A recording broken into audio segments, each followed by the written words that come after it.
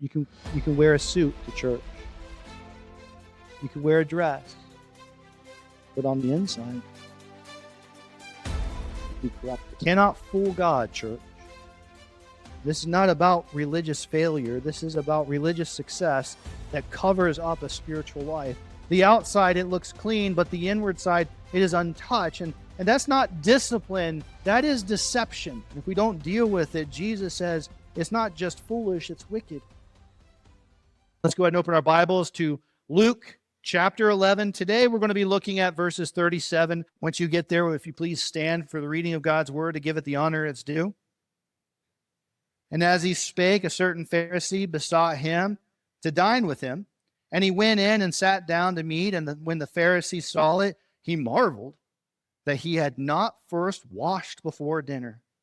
And the Lord said unto him, Now do ye Pharisees make clean the outside of the cup and platter, but your inward parts full of ravens and wickedness. Ye fools, did not he that made that which is without make that which was within also? But rather give alms of such things as ye have, and behold, all things are clean unto you. But woe unto you, Pharisees! For ye tithe mint and rue and all manner of herbs, and pass over judgment and the love of God. Those ought ye to have done, and not to leave the other undone. Woe unto you, Pharisees, for ye love the upper seats in the synagogues and greetings in the markets. Woe unto you, scribes and Pharisees, hypocrites, for ye are as graves, and the men that walk over them are not aware of them. All right, by a show of hands, okay?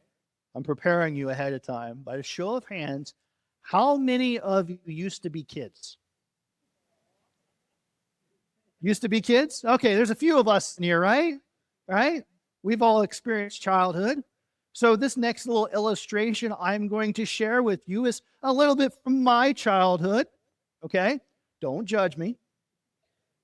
It is true. And yes, it's going to be a lot worse than what I share with you, okay? And my mom and my wife are both online, and so I'm safe to say this, and then we'll all forget about this next time you see them, right? Okay, promise. When I was a kid, and my parents would tell me to go clean my room, back to my childhood in my room, and I would spend hours cleaning my room. Now, my room was a typical, what I would say, boy's room. It was a mess. It was dirty. I loved milk. I can't drink it now, but I absolutely loved it. And I would take a glass up of milk every single day to my room, but that milk glass would never make it downstairs. I know, pretty bad, isn't it? Right? My room would be all a mess. And I remember my older sisters getting punished by having to come and help me clean, right? Go help him clean his room.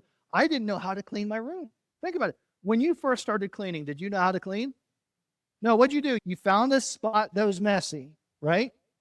And you take all that from that spot and you move it to another spot, and then you have a clean spot.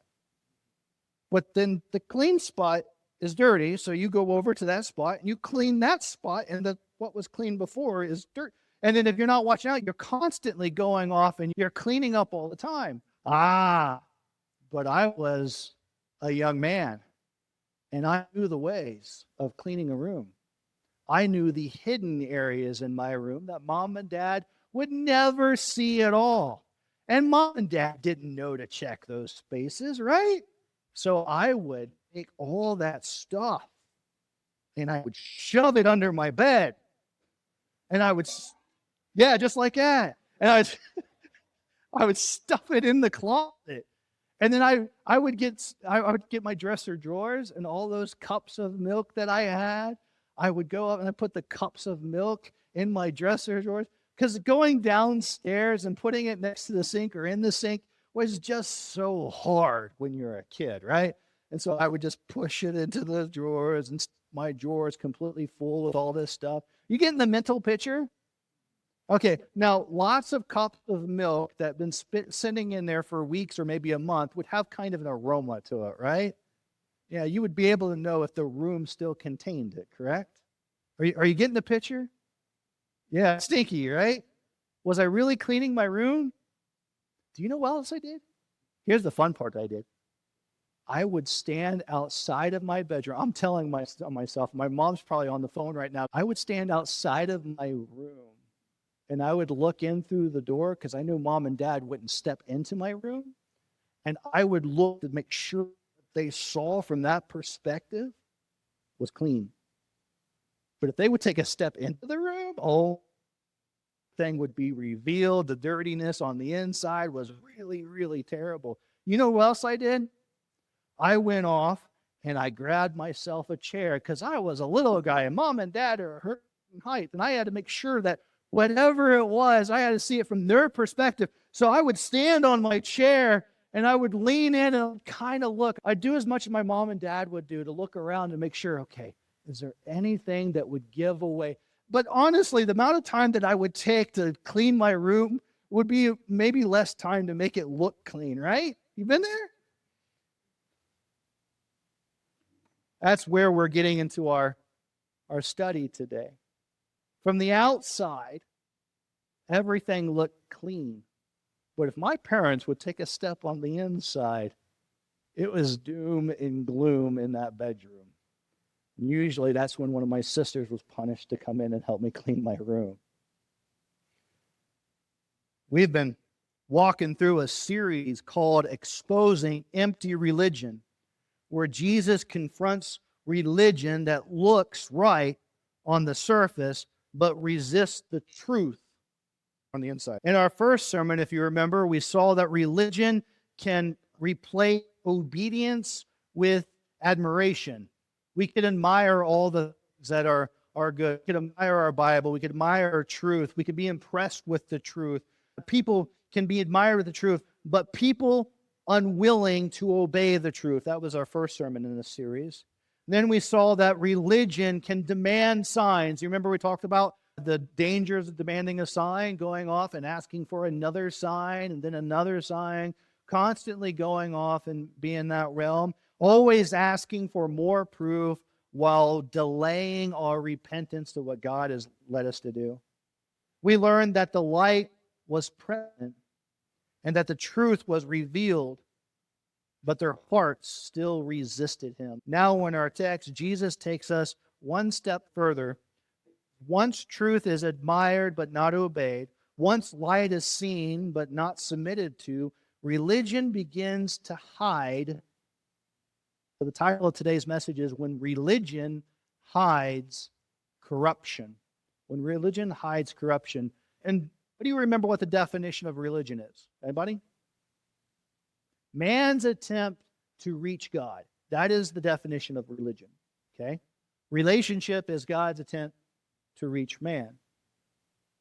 And so here's the question. Text that we read forces us to ask ourselves, how much of our spiritual life is actually clean? And how much of it is simply well hidden? Is it possible to clean what people see while ignoring what God sees? And that's exactly what Jesus exposes in Luke chapter 11 in our text today. So this morning we will see why every listener should examine their spiritual life because of three expressions of religious hypocrisy that reveal how outward religion can hide an inward corruption. It's dangerous. Expression number one, when being clean hides a dirty heart. Looking at verse 37 and 38 again, it says, and he spake, a certain Pharisee besought him to dine with him. And he went in and he sat down to meat. And when the Pharisee saw it, he what? He marveled that he had not first washed his hands before dinner. Now, if you're a mother, if you're in the teenage sons or anything like that, you can now use this verse to be able to say, you need to wash your hands before dinner.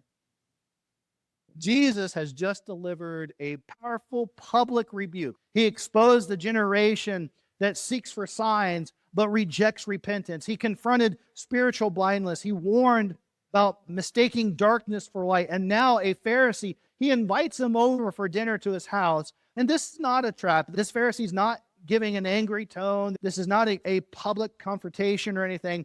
This feels like a soft reset if you allow. A private meal, a religious home, a respectful man. Okay? But something happens in the moment that they sit down. The Pharisee does not ask about the sermon. The Pharisee does not reflect on the message that Jesus just gave prior to coming to his home. He's bothered that Jesus did not wash his hands. That's what's bothering the Pharisee. We know this is not a break from after the rebuke. This is a continuation because the Pharisee right afterwards brought him to his house, invited him for a meal, and Jesus came after that. And so instead of reflecting on everything else, instead of going off and thinking about all these new truths, he's sitting there across from Jesus and he's shocked that this guy has not washed his hands. We can get that way, can't we? It bothered him that he didn't wash his hands. And not from hygiene. It wasn't a hygiene thing. It's not for cleanliness. What bothered this man was because it was a ceremonial. It was a part of their traditions, their customs. Luke said that the Pharisee marveled, and that word there, it means that he was literally shocked. And the expression of shocked is not like, you didn't wash your hands? It was so expressive that Jesus was able to tell that he marveled, that he was so shocked because of the fact that, and he knew exactly why he was shocked. Because in the eyes of the Pharisee, you cannot be spiritual if you do not follow the religious traditions. Remember, they were caught up in their traditions. An easy way to remember the difference of a Pharisee versus other ones like Sadducees is a Pharisee tries to make everything fair around tradition. Okay? A Sadducee is sad, you see, because they don't believe in the resurrection. So when you come across these, you remember their beliefs, because a Pharisee always favors tradition. Now, Jesus doesn't let this slide. He doesn't remain silent. Matter of fact, he says, now do you, Pharisee, make clean the outside of the cup and the platter? In other words, Jesus is saying, you made the outside look spotless. Your outside looks clean. You're going around on the street corners and praying looks clean. Your works, everything that you do looks clean. But what else did he say? He says, you've done a good job at appearing righteous, but your inward parts is full of raven and wickedness. Ravening, it means greed. It means selfish hunger and appetite, if you allow.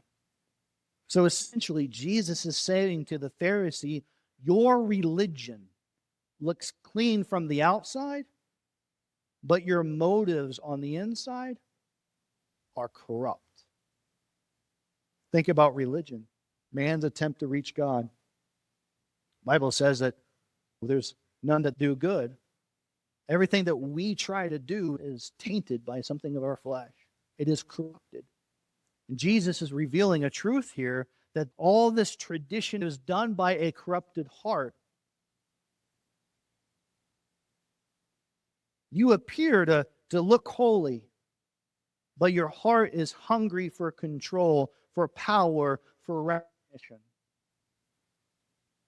Think about the Pharisee. Like I said earlier, they go around for show, praying in the street corners out loud. Remember the Pharisee and the man that was praying? The Pharisee goes off and says, thank you for not making me like this man here. And this man here was crying and weeping his soul out and asking to be forgiven for his sin. There's a difference. From the outside, the Pharisee, he looked like he was religious, like he was super spiritual, but he's spiritually dead on the inside. While the one that you look at and say, oh my goodness, he's a wreck, he's a mess, he is spiritually broken. That's a danger for us We can look clean on the outside, but on the inside, we can be rotten to the core. And then Jesus asked the question that turns the table. Did not he that made that which is without make that which is within also? And so, in other words, he's saying, don't you realize that God sees the inside of you? God knows your heart better than even you know your heart. Don't you think God cares more about what's in the heart than what's in your hands? You've cleaned the outside. You've scrubbed the appearance, but God made the heart. Going back to my illustration I shared earlier, that's what I was doing as a kid when I cleaned my room. I was trying to control the appearance. I would go outside my room in the hallway and stand on a chair in order to be able to get my parents' point of view. But yet, if we're not careful, we could do the exact same thing in our lives. How do other people see me? When they see me, what do they see? What do I want them to see? And that's a dangerous area. But while I was doing that, while I was going off and cleaning my room from my parents' point of perspective, the closet, it was still stuffed. The bed was still hiding junk. The drawers were still full of the very things that I was supposed to clean. It wasn't really clean, was it? It was my attempt to make everything look like it was clean. And that's what Jesus is dealing with in this man's heart.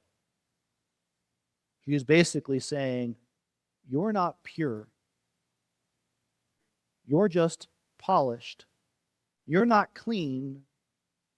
You're just careful. You're more concerned about how you appear than the depth of your own soul.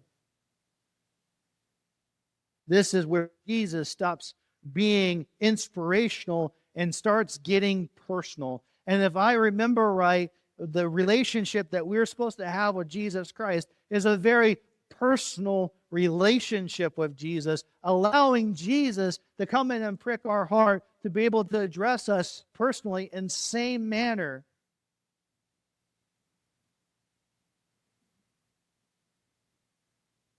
Let me ask you, have you learned how to appear clean without actually being clean? Are the areas of your life where you stopped pursuing holiness and started managing your own image? You may still serve. You still may be saying the right words.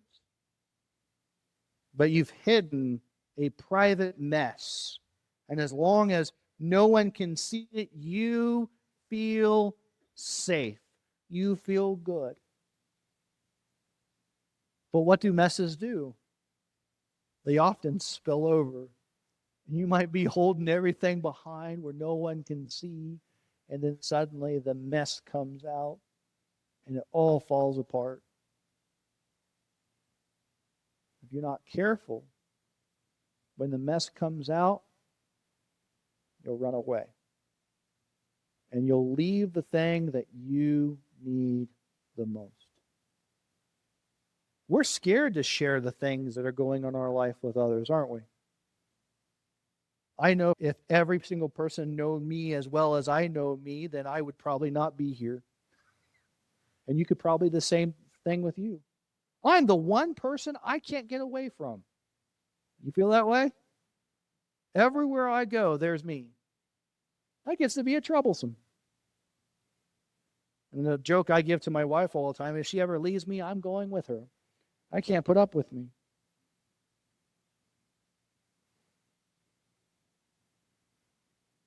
But Jesus is saying that's not enough. God is not impressed by how well you fit in at church if you're hiding corruption at home. You can fool your pastor. You can fool your spouse. You can even fool the mirror. but you cannot fool God. He's saying that you can do everything you can to make yourself look clean on outside.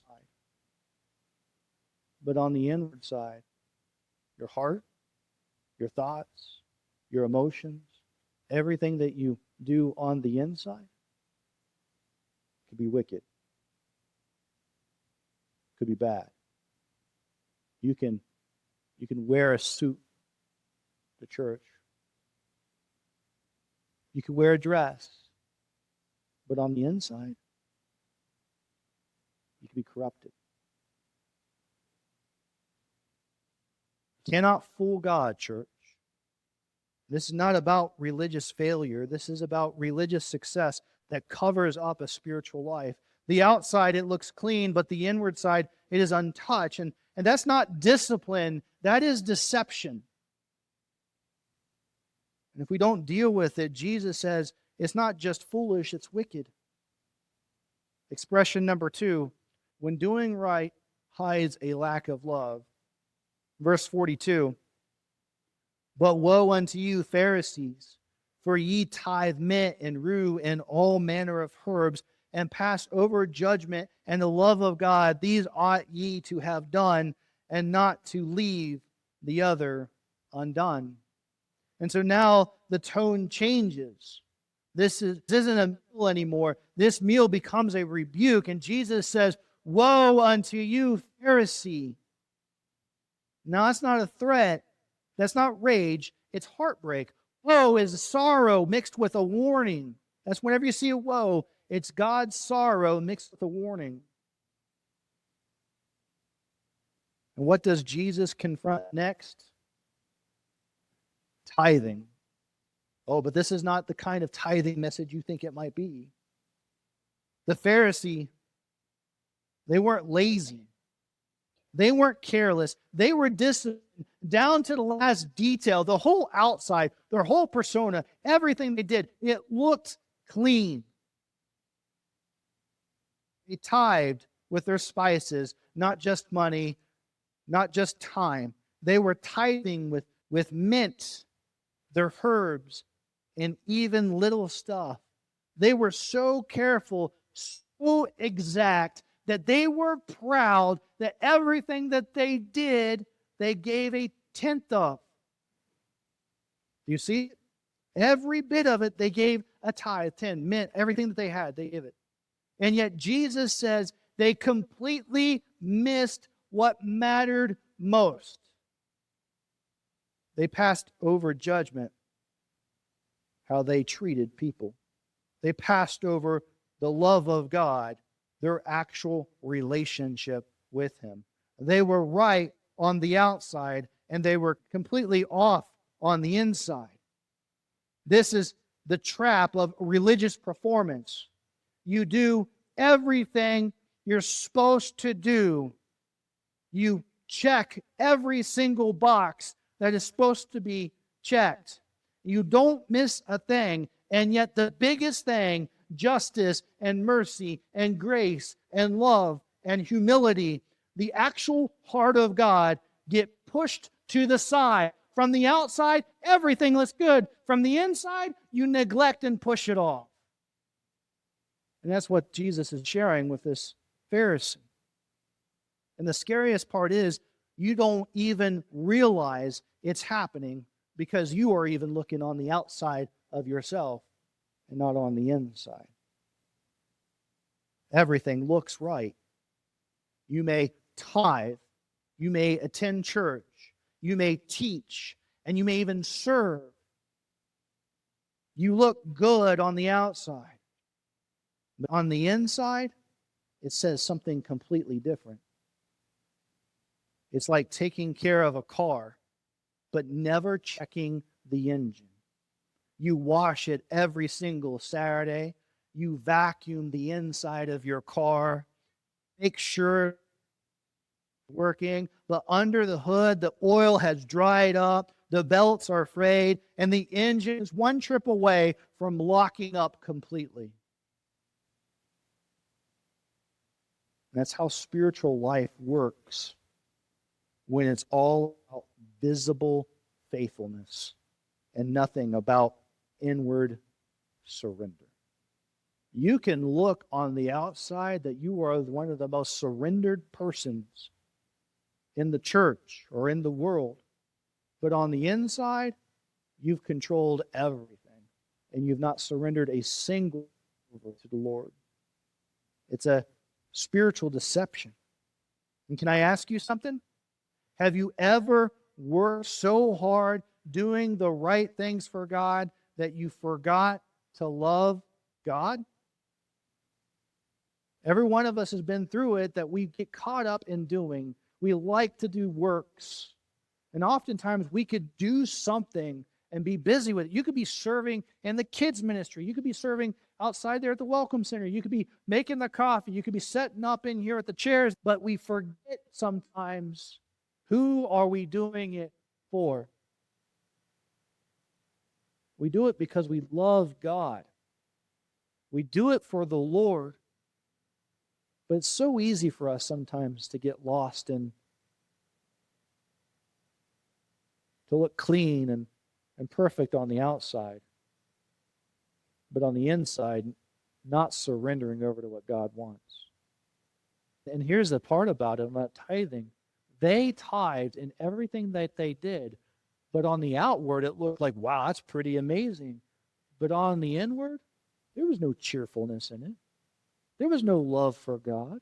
There was no excitement or zeal in it. There was nothing in it that they surrendered over to it. The only reason why they did it is because the law said they needed to do it. And if they didn't do it, then the outside would look bad. And they wanted to make sure that they looked like perfect people. What Jesus is confronting is, you may do that, but what's your heart look like? Because I'll be honest with you right here, he's more concerned about the heart than anything else. He's more concerned about your motives than anything else. He can see the outside, but he knows the inside. And we can show everybody the outside and look like perfect people, but there is no such thing as a perfect person. And if you're coming to a church to find a perfect church with perfect people, you have came to the wrong church. There is no church that's perfect. The only one I know that's perfect is the one that's in heaven.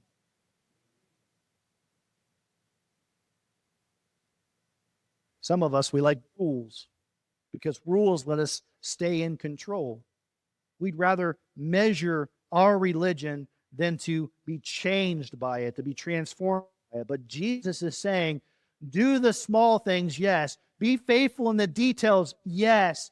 But don't you dare use that to ignore the main thing. You can tithe perfectly and still treat people terribly. You can look holy and live unlovingly. You can be right on paper and completely wrong in the eyes of God. And here's the real danger. When religion becomes all about looks and no heart, when it's all about performance and no repentance, it doesn't just sit quietly in your soul. It starts to spread, and that's where Jesus ends up going next. Question number 3. When looking good leads others the wrong way. It's dangerous. When looking good leads others the wrong way. Verse 44. Woe unto you, scribes and Pharisees, hypocrites, for ye are as graves which appear not, and the men that walk over them are not aware of them. This is a very powerful verse, a very meaningful verse.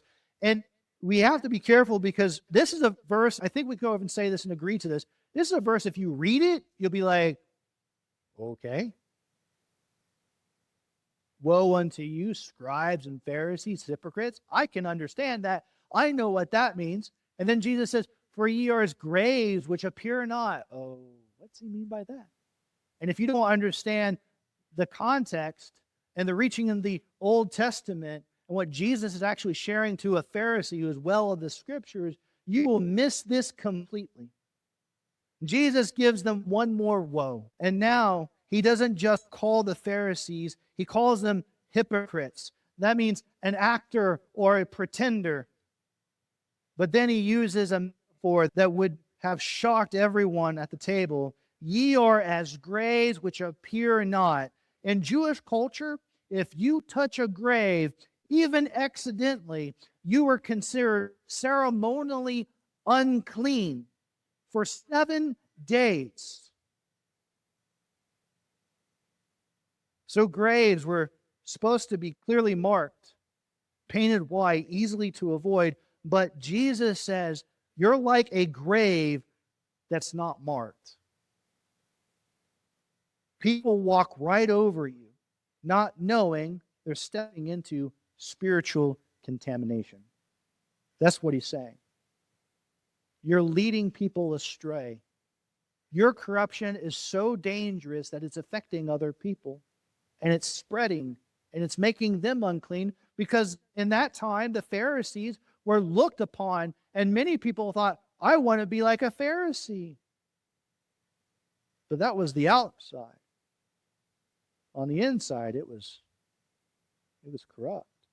So Jesus is not saying the Pharisees are spiritually dead inside. He's saying their influence is dangerous. They don't just fail to help others, they quietly hurt others.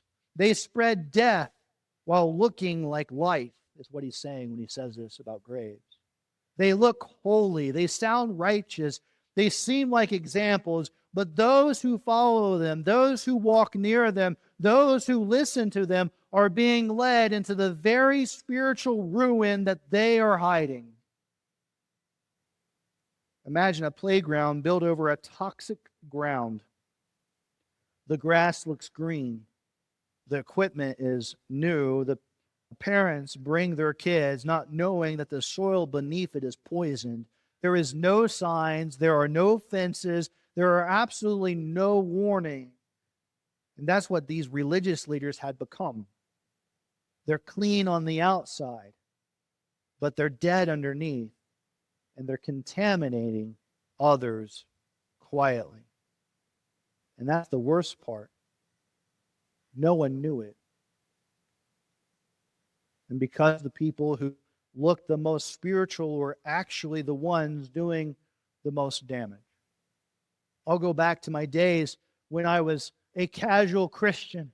My wife and I, as a casual Christian, I shared that before. We used to chase people in the church, the people that looked like they were on the top, the people, we called them super Christians because they did everything that looked right.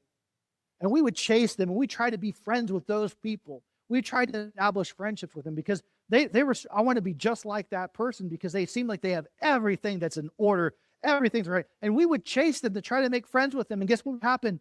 They wouldn't want to be friends with us. We got so caught up in trying to be friends with them that we didn't see all the other people that were just like us, that wanted to be friends with us. And so what ended up happening is we end up leaving the church because we never could be friends with those people.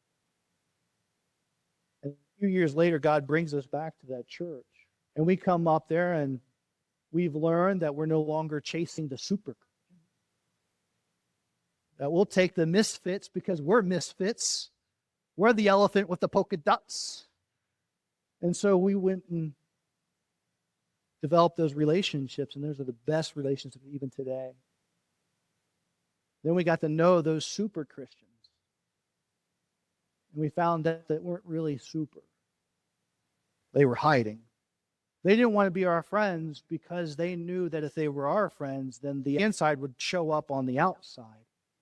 And that would ruin everything that they were doing. And it becomes dangerous.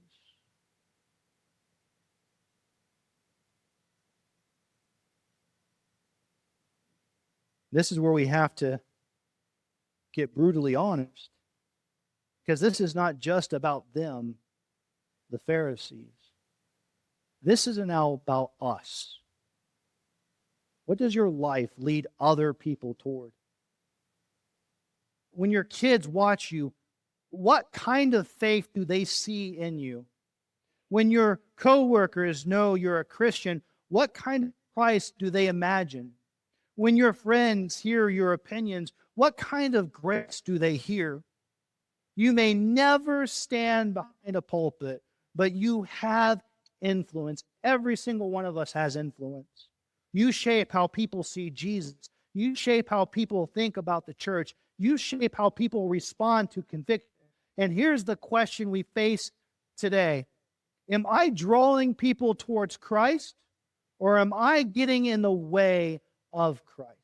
Does my life open up the gospel or quietly close the door? The Pharisees, they were clean, they were respected, they were admired, but you know what they also were? They were toxic. Their presence didn't bring life, it brought spiritual death. They were trusted voices in the community, but their hearts were like graves. And if we're not careful, we can be exactly the same. Jesus has now exposed it all. The clean surface, the impressive structure, and the dangerous influence. Empty religion is more than a mistake, it is a mask. And if we're going to follow Jesus, like really follow Jesus, we need to learn how to take off the mask.